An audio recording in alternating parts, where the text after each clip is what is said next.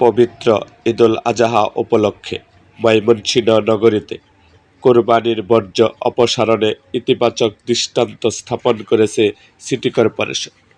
নির্ধারিত সময়সীমার আগেই নগরীর বিভিন্ন এলাকা থেকে বর্জ্য সরিয়ে ফেলার স্বস্তি প্রকাশ করেছে বাসিন্দারা।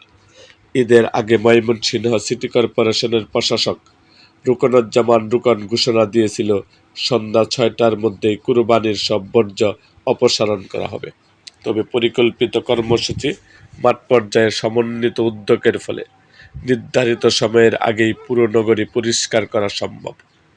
নগরীর বিভিন্ন এলাকায় বাসিন্দারা জানান, অতীতের তুলনায় এবার পরিচ্ছন্নতা কার্যক্রম ছিল অনেক বেশি কার্যকর ও সুশৃঙ্খল।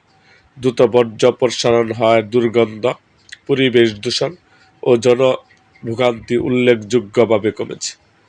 একজন বাসিন্দা বলেন, আগের বছরগুলোতে বর্জ্য সরাতে অনেক সময় লাগত, কিন্তু এবার খুব দ্রুত কাজ শেষ হয়েছে। ঈদের আনন্দের মধ্যেই শহরকে পরিচ্ছন্ন অবস্থায় পাওয়া গেছে।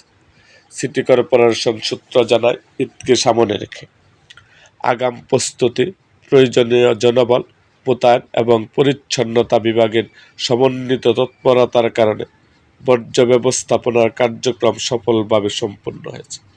এ বিষয়ে প্রশাসক রুকনুজ্জামান রুকন বলেন, পরিকল্পনা অনুযায়ী সংশ্লিষ্ট সব বিভাগ একযোগে কাজ করায় নির্ধারিত সময়ের আগেই পুরো কার্যক্রম শেষ করা সম্ভব হয়েছে।